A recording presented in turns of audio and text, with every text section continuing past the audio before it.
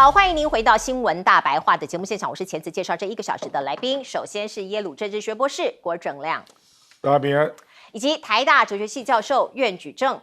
前子好，各位观众朋友大家好。另外是前空军副司令张延廷将军。主持人好，大家好。好，我们来看看川普真的太狂了。他怎么说呢？他说：“格陵兰我是要定了，谁敢阻挡我，我就对付谁。”他在深夜发文贴了这张图，还是黑白的呢。他讲了，他说：“我是关税之王。”而且他还骂了这个丹麦。他说：“你丹麦无视北约的提醒，数十年来没有办法消除俄罗斯对格陵兰的威胁，现在是时候了呀，我们来做，而且一定会做到。”我们看到呢，川普的理由，他并吞格陵兰的理由，就说中国啊，还有俄罗斯啊，这些军舰都在这边绕啊，对我们的安全有很大的威胁。那美国的财政部长是怎么讲？他说因为啊，欧洲真的太弱了，我们是全世界最强大的国家，那欧洲很软弱，美国很强大，所以美国必须拥有格陵兰，才能够抵抗来自中俄的威胁。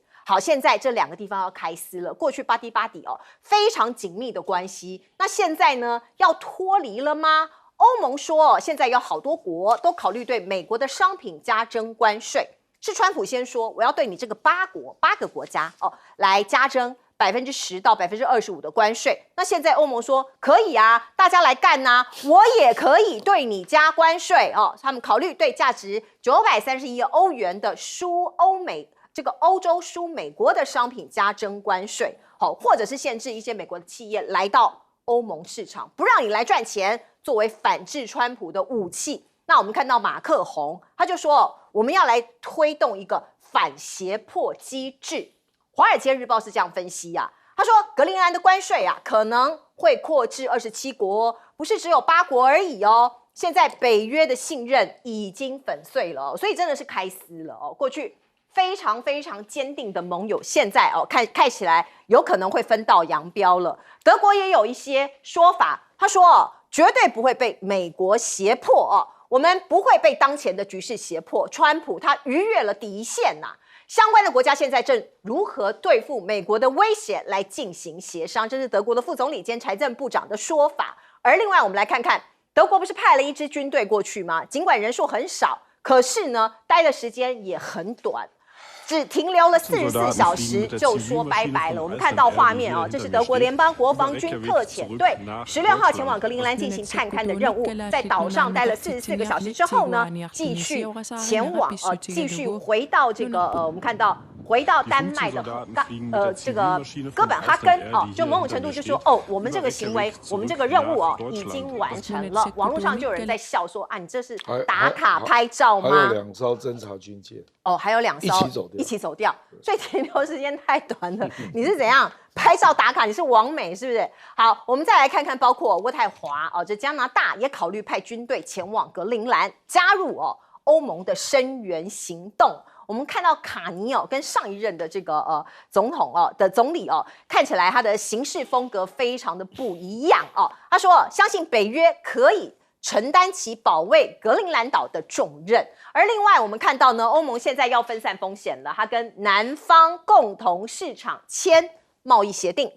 这是欧盟跟南方共同市场17号在巴拉圭签署自由贸易协定那当然呢，这个在市场上面要做一个分散所以这会建立起一个高达7亿人口的庞大自由贸易区。而另外呢，去美国风险现在成为全球很多国家的共识。美国知名专栏作家扎戈里亚他就说，世界不是在降低对中国的风险，而是在降低对美国的风险。所以这是一个很可怕的警讯，包括美国国内现在也一样。川普出手这一连串的这个措施，包括逮马杜罗，包括派兵中东试图攻打伊朗，还有要拿下格陵兰各国其实很担心我们看到包括亲美的加拿大现在总理卡尼不是跑去北京访问了吗这是一个转向的大动作。所以在纽约的地铁你可以看到有人这样写，我们不要格陵兰，我们只想要医疗保险 healthcare， 对，医疗保险。所以呢这个现在川普对外对内国内的明星看起来很多人也对他有一些反应，国外的国际盟友也开始投不信任票。来，亮哥，我连续在几个英文的报纸啦，包括《金融时报》、英国的《卫报》，还有美国的报纸，都说川普正在 make China not America great again。因为你这个你就完全单边主义嘛，军事挂帅，挑战多边秩序，挑战别的国家的主权啊。那现在欧洲跟中国反而走在一起了，比如说你退出66个国际组织啊。像欧洲跟那个南美洲啊，那个共同市场谈 FTA 已经谈了25年了，一直都谈不出来。结果现在受到川普的刺激，赶快签。立刻签。这个是全世界最大的 FTA 啊。我觉得现在就是这样了，每个国家就抱团取暖了，大家都自求多福，结果产生的就是全世界减掉美国这样。对，就这个秩序越来越明显了，那只是以不同的方式出现。比如说格陵兰哦，美国明明有比较好的处理方式，可是川普一定要纳入主权的版图。格陵兰说矿产你要采可以啊，丹麦也愿意啊，就说你有钱你去开矿嘛，那你可以拿多一点嘛，大家有个共享的原则，他不要。那你认为怕俄罗斯过来？坦白讲啊，中国的船已经10年没去过格陵兰了，他还要乱扯啊！主要是俄罗斯啦。那俄罗斯来有威胁，你美国要来盖军港，你盖啊。其实丹麦跟格陵兰都愿意啊，包括你把军事基地做大一点，矿产的开采权都给你了，我们分就好了。他不要。他说：“我一定要纳入版图，他要完整拥有。对他就是要纳入美国的版图啦。然后他这一任的总统就留下这个记录嘛。他就是帝国主义、帝国版图要扩张啦。那他认为最可能处理的就是格陵兰。我跟你讲啊，现在事实上受格陵兰事件的刺激，这个最紧张的不是只有丹麦啦，另外一个就是加拿大。”因为接下来就轮到加拿大了。如果格陵兰得逞哦，那加拿大不就下一个？他就继续施压啊，逼那个加拿大要跟美国变成一个国家啊，他会用各种压力，因为加拿大的出口有72%在美国，从来没有看过这么依赖的国家啦。所以为什么他急了？赶快跟中国好一点哦，我的油菜籽你就买一点吧。就破天荒，中国的电动车因为这样登上北美洲。加拿大第一年给他4.9万辆的配合，然后说还可以逐年增加，把美国的汽车厂气死了，没有办法因为接下来就轮到你了，所以他一定要把他的坦白讲，全世界最亲美的国家就是大概几个啦，英国，然后欧洲另外就丹麦，然后就加拿大，还有日本，那台湾就暂时不算了就这4个国家是最亲美的结果你看现在搞成这样，丹麦非常亲美，加拿大多亲美啊，加拿大还为了美国去抓孟晚舟啊，对啊，对不对？对，搞到跟中国关系整个跌到低点还搞了4、5年这样结果你现在对我这样，所以我是觉得大概让加拿大啦、欧洲人觉得美国已经让人家不可信任。其实你刚刚提到那个查卡利亚，他是《华盛顿邮报》最有名的国际政治评论员，他是埃及人他是不是也在 CNN 有专栏？有对非常有名。他最近写了2篇文章，第一个他说，现在川普让人家的感觉就是怕美国，然后呢，第二个就是逼大家要适应美国的不可靠、不可确定，那等于是把他几十年累积的信任，跟稳定的感觉全部都打没了，全部都摧毁，全部都摧毁坦白讲，真的很少看到美国会出现这种总统把自己几十年的基业，1945年到现在，你看多久了不要问我，我不是留美的。已经80年了，对这美国这80年留下来的基业，是在方方面面都有啊，已经搞到大家都不知道如何理解美国哎。对比如说他最近那个 IC 到处抓非法移民对，那个是在警察之外自己募的私人部队，锦衣卫，哪有人这样搞的啊？有人就说这是川普的盖世太保啊，对，专门帮他要驱逐非法移民，而且有大概有接近40%是退伍军人出身好的，可怕。那个执法是用军人的方式，对啊，不是警察，对付老百姓。美国怎么会变成这样呢？所以我觉得这个不只是国际啦，好吧？那国内啦，那他的盟友现在都不知道该怎么办。其实高市早苗也不要高估了。你以为你3月20号去美国，可以吃到好果子？不可能。我看也不要寄望太高了。日本跟美国的问题，我们下一个阶段会说。不过这个阶段我们还是聚焦在这些盟友，包括在欧洲、欧盟这些盟友身上。哎，对我延续的亮哥讲啊，Make China Not American Great Again，叫做 McNaga 啊，McNaga 的前面很像麦当劳哈，McNaga，这个的确啊，是一个非常非常重要的，对整个世界和平啊，散发出了一个负面的讯号。我讲到这个加拿大 Mark Carney 啊，最近在中国，他做了3件事情，以前是完全不能想象的事情啊。第一件事情的话呢，他们落实发表联合公报，访问完发表联合公报，里面的内容非常多，大家可以去参考一下，包含这个金融啊，或者是产品，不是只有油菜籽的问题而已啊，非常多。然后第二个的话呢，就是呢，西方国家首度卖铀235的原料给中国，哇，这个不得了啊！这个已经禁欲了几十年的事情啊，因为中国本身的生产的核武器之所以缓慢的原因，就是因为铀原料很难得，尤其加拿大的铀235是很好的，那居然去卖给了中国，但这个是非常重要的讯号。然后第三个的话呢，我从来没有听过从这个加拿大总理 Mark Carney 的嘴巴里说出来说，相较于美国来讲的话呢，中国比较 predictable，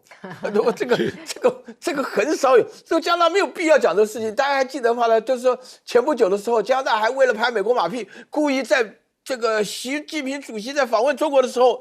马上在杜鲁道旁边就是抓孟晚舟的情况下，就是在这种情况之下，那么这个川普整个改变，所以说 McNaga 是真的是一个具体一个现象啊。那另外我再讲个这边的话呢，就是说针对于格陵兰的时候，这个贝森特讲的这句话跟流氓一模一样啊，哎。嫌欧洲太软弱了，我们要强大。我刚刚一看吓了一跳，原来都在讲说苏联是强大的，我们都是爱好和平的。因为刚刚亮哥讲到说美国的80年的基业，美国你记不记得啊？八国联军的时候，美国把钱退回来盖了清华大学啊。对，美国老早是非常会做这种广告的。但是现在的话呢，那个时候以前我到了清华大学、清华园一看，2个清华大学我都待过哈。一看到清华园的时候呢，会感觉到很感动，觉得美国做事情确实有远见啊，那是100年前的事情。那现在看了变成这个样子的话，那贝森特讲的话，希望美国强大，还嫌欧洲软弱。我在欧洲住了10几年了，一个国家干嘛要强大呢？一个国家不是应该照顾好自己老百姓为主吗？对不对？我们现在来了解的话呢，在美国情况下强大到这种地步，只对自己好的人好。然后呢，只对自己好，强调资本主义的结果。那欧洲国家他们实行的社会福利制度有什么不好？那你在这种情况之下的话呢，要能够破坏世界和平，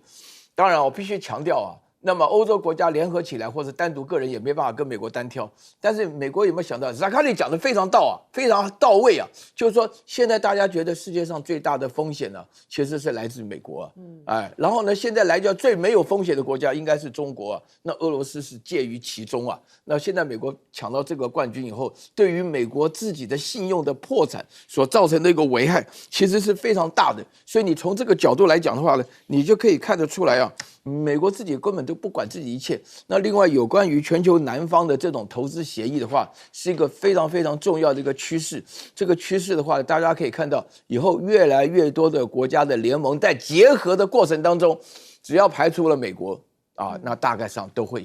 倾向于乐观其成的了。是这个世界已经不一样了。将军怎么看？无论美国总统川普他是拿军事做后盾，然后可以不流血拿下格陵兰，我认为这是他的目标，而且我认为他会如愿，因为全欧洲没有一个国家敢跟美国对干，没有，要军事上根本没办法比，因为乌克兰战争大家都这个欧洲借钱给乌克兰，武器也给乌克兰，然后要从这些其他的国家就从美国买武器去补足这些相关的所移转过去的这些军事装备，所以对美国的军事依赖非常高。他们会跟美国做对干吗？我认为不会。那就这样子，那美国啊可以不流血，和平的花一些钱，只要花一些钱而已，就把格陵兰拿下来了。那现在这8个国家也好，是派军过去的，那只是个点缀式。不管是挪威、瑞典、芬兰，或者是丹麦、德国、法国、英国，包含荷兰，总共8个国家，也总共派了37个人，根本没办法成气候。那德国去了那边亲临流血就离开了，那只是个点缀式嘛，那个没有用。后来美国又要给他们加关税，加10%，变成从15到变成25，而其他国家就不会加入了。所以川普拿关税，这是一个拿关税也是一个软棒子啊。那军事上是硬棒子，那软硬兼施。那这样子，这个川普要的不是光只是格陵兰的这些矿产呐、镍矿、铜矿、稀土，还包括了黄金跟钻石的矿产，他要的是主权。216万平方公里，世界上第一大岛就是格陵兰。那美国的国土980万平方公里，两个加起来1200万平方公里，美国够大了。所以川普只要把格陵兰拿下来，并入美国的领土，那川普就已经留名了。他的政治性格就是要留名嘛，因为他在选举的时候都在选举，他有时候会嘲讽前一任的美国总统拜登。就是这样啊，那你这个好像没有什么政绩啊，那他就要显出现在川普的政绩，拿下格陵兰了，那这样子川普一件事情就够了，这样就可以留名了。那其他的总统200年，美国的历史250年，也没人做这方面那么大的事情啊。他按照川普的政治性格，说拿下就会拿下，因为这是主权原则，其他的都是次要的。那美国又有强大的军力做后盾，我认为这是个本小效高。本不大，只是花一些钱，但是所获得的这种 CP 值太高太大了。那我认为这个西方国家没有办法，尤其是欧盟27个国家各行其事，没有办法做一个统整、一个整合。那只有被美国各个击破。所以到现在为止啊，这27个国家也只有8个国家派兵来声援，而且啊，只是一个寥若晨星，没有办法形成气候。那怎么样能对川普形成压力呢？全世界上目前能够对美国能够形成压力的，大概就俄罗斯，但是它陷入乌克兰战争啊，那除掉之外，就剩下中国大陆。所以中国大陆在这一方面也没有这个积极的声援这些欧洲国家。所以我看在这一方面，只有应川普的这一方面的政策了。那到最后只是时间问题，那个格陵兰就会入袋到川普的口袋里面。好，插播一则最新消息，刚刚高市早苗开了记者会哦，确定他要解散众议院哦，提前举行参议员的大选，而这个投票的时刻可能会落在2月初，这是我们收到的最新消息。不过我们先来看看呢，高市一直想要去美国拜访川普，所以日本共同社就说，他们还在，而且是持续的协调高市早苗上任之后第一次的访美行程，他们希望可以在3月20号前后哦这个时间点安排高市访美，也是考量我刚刚说的，可能会在2月8号举行众议院的大选投开票，而他已经正式宣布了会解散众议院啊。那这个是高市早苗前一阵子不断的在这个放出来的这个讯息哦，现在已经确定了。可是我们看到朝日新闻先前公布最新民调是说，日本民众其实大部分的人是反对解散众院哦重选，反对的是5成。支持的是36%哦。不过我们大家知道，高市他想要希望这个众院过半哦，所以他希望他现在民调非常高的情况下重选哦，有一点像是之前我们看到我们台湾的状况，立法院哦这个赖清德希望可以过半，像这样子的一个氛围。不过我们再来看看美国跟日本的合作在军事方面哦。看起来还是很紧密哦。日本防卫省说，日美合作包括生产先进的中程空对空飞弹，以及先进的爱国者地空拦截飞弹，所以持续演习啦、联合军演啊，单方面的维护都在进行中。可是另外一方面，跟我们台湾的状况一样哦，日本也说啊，他们付了钱。买的武器还没来呀，69亿哦，跟我们台湾非常像。那美国有回应哦，他说美国的军火制造商有问题呀因为日本的这个自卫队老旧装备啊，可是他们现在正在催赶中。那另外我们再来看看，这个中国大陆的压力还是持续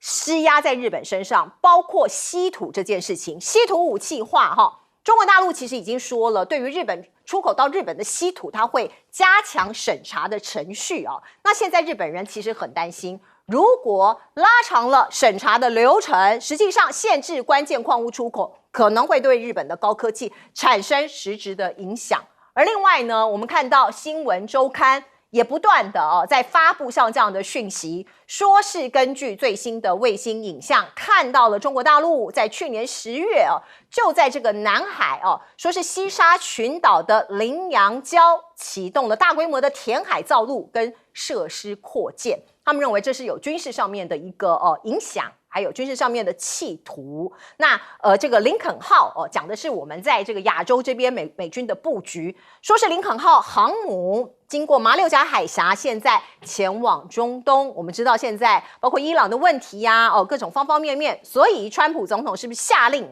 把这个林肯号航母还有其他的打击群成员把他们调往中东？那我们美军在南海是不是又进入了空窗期呢？中美是不是会这个中叙一战？我们现在不知道。可是盘点他们的武力好多的军事的一些分析都出来了，包括第6代战机的双方对决，这是美国媒体国家利益分析说，全球第6代战机研发竞赛，美中最明显也是最具实力的2大竞争者，其中解放军在近年快速累积航空科技与系统整合的能力下，是最有力的挑战者，已经对于美国长期主导空中优势是一个非常大的压力另外一边，我们看到刚刚讲武器给盟友的这些武器来不及制造，那另外研发的最新的暗鹰飞弹又跳票了。本来是说要在去年年底部署首款极音速武器暗鹰，现在跳票了，没有做出来所以这是美军第3度错过部署的期限，也凸显了五角大厦在追赶中俄极音速战力上面临了非常严峻的状况。来，请教亮哥。高市早苗认为他民调高嘛，所以可能有群尾效应，带动众议员当选其实这个估计不一定正确啦，因为第一个以前他联合的是公民党那公民党只有不分区他没有区域，所以公民党就会把他的区域的铁票叫大家投给自民党。那公民党现在已经跟立宪民主党合作了嘛那光是这样当选的自民党的议员大概就有10到12个，那等于就是自民党就要靠额外的声望去拿到新的席次那在野党现在也学乖了，不去跟你硬碰反中的议题都来搞你贪污的问题、政商勾结的问题，还有跟统一教不清不楚的问题所以而且坦白说，这个改选完全没有正当性，等于是每半年选一次，已经连续选第3次。对所以这真是当日本议员的真倒霉那我一般估计是他可能会小胜小胜并没有助于改变局面，因为中国大陆还是要日本的首相到国会撤回之前的言论，不然我觉得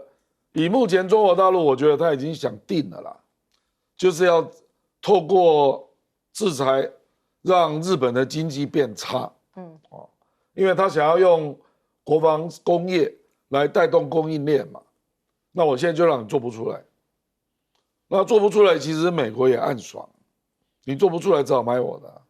继续到后面排队，而且都没有交，很多没交，都delay了，不，因为前一阵子美国也缺稀土了，然后它的军工产业，尤其是洛克希德罢工，而且美国有一个很严重的问题啦，因为中国跟俄罗斯的军工产业大部分是国营的，所以不会有缺料对，缺工。那美国有一些公司小小的，有时候会倒掉，那倒掉一个环节就空了，对，那不知道怎么办。他没有办法全部整合，没有办法。对，那中国跟俄罗斯没有这个问题，那这个是资本主义体制造成的。谁叫你军工产业都民营化那我觉得高市早苗3月20号即使能够去美国，川普也不太可能给他大礼包啦。因为事实上高市早苗就是担心川普4月要去中国，对，担心把话说过头了。那你认为川普会先告诉你吗？当然不可能啊。对呀，因为对川普来讲，中国可以给他的东西远超过日本啊，而且他觉得日本是他的附庸国啊，小弟，小妹，小妹啊，小妹。那我干嘛跟你讲什么东西？所以我觉得高市早苗会大失所望了。现在美国真的需要日本的只有2个了，第一个就是你要美债不要给我卖啊。那现在日本的寿险公司蠢蠢欲动，想要卖，那你就不要得罪我啊。那第二个就是还是帮他守好第一岛链的角色了，大概就这样啊。我认为美国有求于日本的真的不多，就是美债跟第一岛链。那事实上日本也知道他自己的状况，你现在根本不可能跟中国打嘛，你还是需要美国嘛。所以这个议题其实美国相当强势啊。那倒是美债啦，你敢卖吗？日本现在大概有1兆2000亿美债，中国大陆已经卖到6000多了所以美国大概就盯着日本，不准你卖所以我并不看好这个高市早苗能够从川普那边得到他想要的。就至少给他一些情感上的压力，去见他，然后给他一些情感上的压力。这个高市早苗现在今天刚刚听到他是宣布了解散众议院，然后日本呢在2月8号左右吧要进行改选。我刚刚这个听到亮哥的分析啊，就是他如果会小赢的话呢，我觉得有包含一个危险性啊，因为高市早苗他对于这个事情他并不了解这个事情的严重性啊，他极有可能会修宪啊，会重新军事化啊、武装化啊，那么这个也可以说明啊，他会把这个日本呢带向一个不归路啊。那么大陆的话呢，在2026年的话呢，就是说是这个两用的这个限制出口啊，军用跟民用的这个器材限制出口，其实目的就是要把日本打回一个发展中国家了啊，让日本没有工业也没有军事上的用品的生产了。那么在这种情况之下，高市早苗他不是不知道问题的严重性啊，而且现在所有的这个外交圈里面的评论，不是不表态，就是说高市早苗犯了很明显的错误，就是日本的这个立宪民主党跟这个公民党里面，他们都联合组织起来啊，就叫做中道改革这个政治的联盟的话呢，主要的目的的话呢，占的比例非常多，他们是要打这个日本的这个自民党的这个贪腐啊，就以及收贿啊，各式各样的情况下。那么我觉得的话呢，其实讲起来，高市早苗做的事情是极其冒险，跟日本原有的习惯性不一样。那高市早苗现在的话，他有点病急乱投医啊。他现在在3月20号跑到美国去干嘛了？他去干嘛了？因为川普天天跟人讲说，我4月份要去中国啊，3月20号大陆在开2会啊，对吧？哪里有时间管这么多事情？所以说这个高市早苗，我不晓得他懂还是不懂。他去了以后，我觉得大致上讲起来就是虚应故事一下的话呢，啥也得不到就回来。但是我在这边要想强调一个，就是说中美之间的军力的比较啊，我们很客观来讲啊，谁跟你讲说6代战机对决啊什么的啊？美国哪有6代机啊？美国6代机只是一张图片呢，叫 F-47啊，对不对？6代机的整个发展当中需要很多材料，那个材料的话呢，其中稀土的部分啊，耐高温的部分啊，耐摩擦的部分啊，对不对？还有说是要能够那个敏锐性的部分的话呢，这些稀土大部分都在中国的手里，所以美国的武器当中的话呢，出现3方面的问题啊。第一个的话呢，它要创造除了照片以外拿不出东西来，然后第二个的话呢，它造不出来啊，然后第三个的话呢，呢，他只会嘴巴讲要这个那个的话，我觉得说是日本的军事科技如果发展不起来，美国会很高兴，但是久了也不行啊，那不交货，对不对？像我们在台湾，天天大家都是拿着我们这边的话呢，买的战机不交货的情况下，美国如果交不了货怎么样？那另外我要再强调一下，美国这边的情况下有2点是非常严重的一个麻烦，所以导致这个结果，就是美国人绝对不会承认自己是老二的啊。跟中国比较的时候，美国人不会讲说，中国跟我们压一张，我们现在美国没有银牌的，美国永远是金牌。然后第二个的话呢，美国的代表人物讲话的时候，不知道大家注意没有，永远没有和平这个概念。美国人认为和平就是示软，永远是要强的压过别人。所以，但是呢，在这种情况之下的话，美国的话呢，不管是在南海，不管是在东海，就是叫日本，或者说是叫这个美国自己来的话呢，在第一岛链的话呢，要日本扮演的角色，我说句良心话，日本确实是感觉上有点沉重啊，日本没办法负担这种情况下，然后面对于中国的所打出来的这种禁止两用，另外的话呢，一方面是禁止出口，另外一方面是禁止进口，在这样的情况下的话呢，对于日本的未来的工业的发展以及未来军事科技的发展，都会构成一个非常大的麻烦。所以从这个角度来讲的话呢，我觉得日本，请大家稍微注意一下，日本被逼急了，可能会铤而走险的。是，这个大家要稍微注意一下，日本又来搞透析那一套啊，把所有这个导弹啊什么的往那边乱发哦。来请教将军怎么看？那中国大陆要填礁造岛，就羚羊岛。羚羊岛在西沙群岛的东边，就是说这个西沙群岛那么大，但是它在东侧，就要像因为南海它是个 U 字形，那在这个西沙群岛东侧，它 U 字形就会向东来推。那黄岩岛呢？黄岩岛在距离菲律宾近，大概距离菲律宾190公里，它就是这样子，它一推的时候，整个就可以成为一个军事上的一个战略犄角，所以他现在从去年2025年的10月就开始填礁造岛，现在填礁造岛的这个中共这方面的技术也成熟了，包含这个美济岛、永暑岛还有主碧岛，它都是填礁造岛出来的。那现在的话，通通做完了，那现在来做这个羚羊岛，有羚羊礁，将来就变成羚羊岛，它整个环礁是12公里，那环礁12公里呢，腹地够大，那抽沙填岛。困难度越来越不高，它这个只是一个这个抽沙的工程，把它变成造岛。那我认为是时间的问题，就会形成一个军事化或者堡垒，海上变成这些南沙群岛这些岛屿都变成中国大陆慢慢变成军事化，或者变成军事上的海上堡垒，让这样的美国在附近的这种自由航行就会相对的受到限制。因为我们来看美国的第6代战机。美国的第6战机速度一定是变慢，为什么呢？因为现在美国的研发速度跟中国大陆比起来，美国是慢了，节奏慢了。那现在最起码第6代战机跟第5代这边有些不同，雷达系统不同，飞机的发动机的推力也要比以前要更大，还有整个的火控系统跟飞刀系统都要比第5代，还有它逆中的能力都要比第5代来的强。那这是一个科技研发的这种实力，美国的脚步这近几年是慢下来的。然后另外一个结构性问题，美国的一项做飞机做这个军工武器人力成本过高，那人力成本过高，价格就会高，你竞争力还有研发的速度就会慢。为什么？大家要省钱，对研发的就不敢做大量的投入，因为会被吃掉。那这样的话，整个美国的第2战机的速度就会变慢。那中国大陆是整合型的，它的这个意思呢，哪怕是这个成都飞机制造公司、沈阳制造公司或者西安航空公司，那大家来做一个，它这个整合的速度快，美国的整合速度慢。那最后一个，美国还有一个很重要的因素，就是合约整合，因为它一架飞机5万多个零件、组件、系统件，还有附件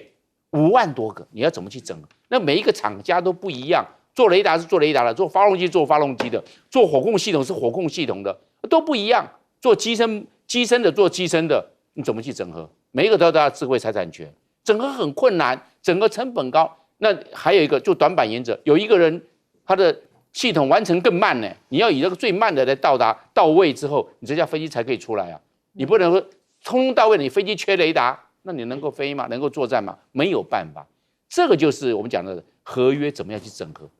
几百家合约厂商各样各的散布在美国各地，要做成一架飞机。那不是洛克希德马丁或者美国的波音公司能够包山包海做出一架飞机，都是这些合约商几百家合约商做出来这一架飞机。但问题是怎么去整合？这些契约怎么样去把它变成一个速度很快，这个按部就班，然后大家一步通通到位？这个结构性问题到现在为止，美国一直没办法克服所以还是按照沿用以前的，那就是变成速度变慢。那中国大陆就不一样，它直接就推出来了，变得好快哦。为什么？它的中国大陆整合速度快，美国的整合速度慢，所以变成中国大陆在第六代战机出来的速度是比较迅速的。是美国要爆发内战了嘛？我们看到地点在明尼苏达州哦，五角大厦调派了1500名兵力，要在这个地方备战。为什么会搞这么大呢？那是因为前一阵子大家都知道哦，在这里的阿波利斯市，因为 ICE 的官员执法的时候，把一名美国公民他叫古德，37岁击毙了，所以呢，引发了整个城市整个州很多的抗议事件。并且这个紧张局势呢不断的升温川普说你们再乱搞，我就要使用暴乱法来震爆所以他部署了军队要平息局势。所以您可以看到，包括我们画面，您看到的是明尼苏达州国民警卫队成员准备的作业，包括帮这些军卡加油，还有卸载装备与军队行进等后勤的准备都已经在进行中了，部队进入了高度的戒备和备战的状况。所以你可以看到呢，在你家门口如果看到这么一大堆军人，你恐怕会心里面慌慌的。美国媒体也说除了在当地部署1500名士兵之外可能会把阿拉斯加第11空降师旗下的2个步兵营这个1500名士兵可能会把它移到这个明尼苏达州这里。另外呢，明州的州长华兹以及当地的市长弗雷他是这个阿波利斯市长，就是发生这个枪击案的现场的这个市长，这2个人要被作为一个某种程度的调查他们要被刑事调查。为什么呢？因为他们这几周，当然他们抗议说是这个海关执法局就是 ICE 还有边境巡逻队他们在执法的这个强度还有内容手段都不 OK。可是我们看到呢，他们被检举，他们要被刑事调查所以呢，我们看到他们的刑事传票已经发出来了，要求这2位民主党籍的公职人员配合调查。所以你看到内部这个川普也是完全不依不饶。包括白宫发言人这位女士她经常出来发言，她叫李维特。前一阵子，川普不是跟 CBS 的主播进行了一场访问吗？在事前，他就跟这个主播做了一个警告，说如果你没有完整的播出采访川普的片段的话，我们会告你。川普说了，如果不是完整播出，我们会告你，告到脱裤子非常的威胁就是说你这个如果把我剪掉某一些片段，你就遭殃了。英文脱裤子。而另外查一下另外呢，我们看到科关税抓总统，川普重返白宫满周年这个成绩单一列出来会吓死你这是美联社他做的一个 list。 他说包括推翻委内瑞拉的领导人，下令大规模驱逐移民出境，拆除白宫东翼，改建为宴会厅，向全球开征关税。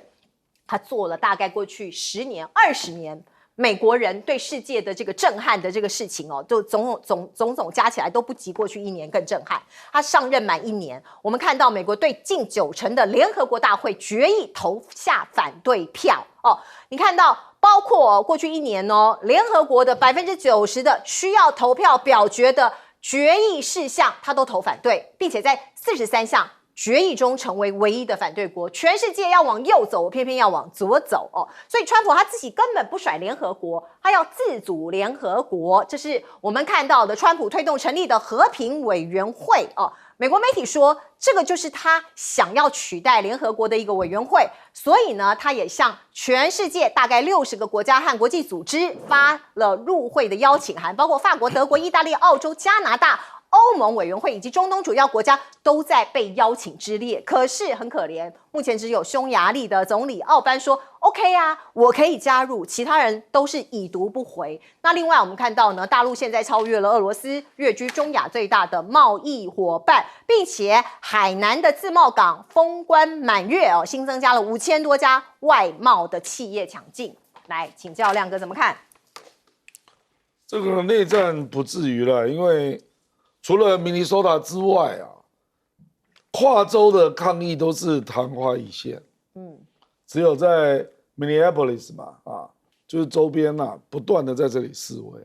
那这个州本来就很左，而且我们通常讲那个矛盾除非都是无处发泄了，可是美国所有的机构仍然在发挥作用，包括地方政府的调查，包括媒体介入来查有没有扭曲事实包括国会的听证，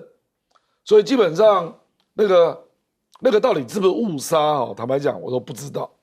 如果说事实很明确，就是那女生在车里面被开3枪，当场死亡那右翼的人也有一种说法，说他开车撞我而且他另外一个朋友在车外在那边说撞，所以就各执一词现在的右翼还要告那个朋友，说叫你撞他的，他也有罪所以我跟你讲，就是激烈化了，就是激进的左翼指控你乱开枪，而且一下开3枪那右翼的就说你要用车来撞人那美国坦白说啦，他这个执法驱逐非法移民是 IC 新增的执法人员新增了将近2万人待遇之高移民与海关专员，基层的执法人员起薪5万美金，调查员起薪12万美金队长年薪20万美金，然后他现在还要再增加100亿的预算来做这件事，所以你就知道川普多重视这个我认为川普绝对不会让步，因为驱逐非法移民是 MAGA 最爱的议题啦，最核心吗？最核心的议题，而且唯一取胜的议题就是这一个，他其他议题事实上是一头乱比如说外交啦，什么对等关税啦，都是负分，这个议题是比较高分的，他不会让而且他本来就种族主义者，对，又讨厌穆斯林，所以就趁机会都把他们赶走，这样，那有没有效？有效，因为非法移民入境美国，到了川普时代几乎降到0了，所以没有人愿意去了觉得去美国风险好大那有些人就甘愿就说走了，就不然每天要躲来躲去，自动离开了，不然躲来躲去很累而且我跟你讲，他真的很凶悍。明尼苏达这种州你也敢去驱逐左的要死，这个非常左都是民主党我执政在那边做过研究，那几乎可以预期纽约跟加州他都敢干的。那如果到纽约跟加州那一定是不得了，巨大的冲突了，几乎可以预见。因为纽约又是一个很国际的大都市，如果他做了什么事情，那个而且纽约的左非常翼可怕，市长已经讲话了，市长讲话不让 ICE 进了，对，不加州也不让他进对就是这样可是这个亮哥已经讲了，川普是不会让步，不会让步。我们进一下广告。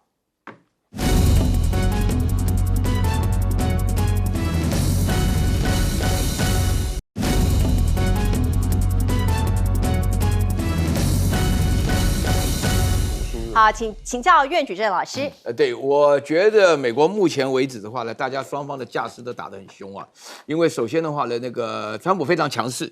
对于明尼苏达州的州长以及明尼阿波利斯的市长都发出传票了，但是明尼苏达州长的话呢，找了1000多名找了应该有1500名的这个国家警卫队。然后那个川普的话更厉害搞了伞兵下去这个就是内战的架势因为我对明尼苏达州比较熟悉了，我在那边做过研究，我作为整个暑假的研究那边州给我印象非常非常奇怪，他们特别的宽容，特别的多元他们对于这个外籍移民，那个时候我去做研究的那个中心的主任请我去吃饭，是在一个肯雅的非洲餐厅里面吃饭，哎呦，我都没吃过非洲菜，然后跟那个非洲人讲得非常好，那点菜的时候我都不想点，都是汤汤水水的东西那么我印象当中非常强烈，他告诉我说，整个明尼苏达州的人以及明尼阿波利斯他们特别左所以说在这种情况下的话呢，我一点都不会意外。那么另外的话呢，我觉得还有一点非常重要，我觉得川普现在的话，他用的那个 ICE 的这个情况哈，我说句良心话，我不是在讲什么，只是最近遇到了2件事情啊，让我觉得这个 ICE 这个，因为我们通常叫做红脖子 （redneck），他们退伍军人什么的，他孔武有力没话讲，可能也有一些基本的战斗技能，然后这些原来都是在那种失业的边缘，突然一下子得到高薪啊，那他们那个薪水，刚刚讲那个薪水，一般来讲。我相信，在这个加州里面，这个一般的做科技的人才大概也就是薪水。那么这些人的时候呢，他们首先第一个，这个 ICE 啊，抓了4个美国原住民啊，因为看起来长得很像墨西哥人，就不分分油就抓了，所以原住民就唱了那个祖灵的那个萨满舞啊，就是觉得很难过，因为说真正的美国人就是我们原住民在那边住了2万年了，结果把我当非法移民，当非法移民啊。另外有一个黑人啊，那个黑人他把护照贴在头上开车，你知道吗？如果不这样做的话，车门一拉开会被 ICE 拉下来。那么这里面凸显了一个很严重的一个问题，就是说是那个有关于那个人类 good， 就是在1个礼拜前的时候发生的那个枪杀的事情的时候，那个里面的话呢是集结了川普所有的方式。首先第一个就是强调他是国内的恐怖主义分子，然后第二个就是强调他该杀了，然后第二个强调就是说他企图碾压过 ICE 的人啊，然后第3个的话呢，他做了一个很明显的一个。羞辱他的情况，就是把他讲成 LGBT 了啊，就是说是这个。那么那个对于这个 MAGA 的人来讲的话呢，这些人的对象就是应该清楚。所以我觉得明尼苏达州的问题会很严重，因为他们的对撞实在是太激烈了。是，就意识形态各方面的对撞。对。我们进一下广告。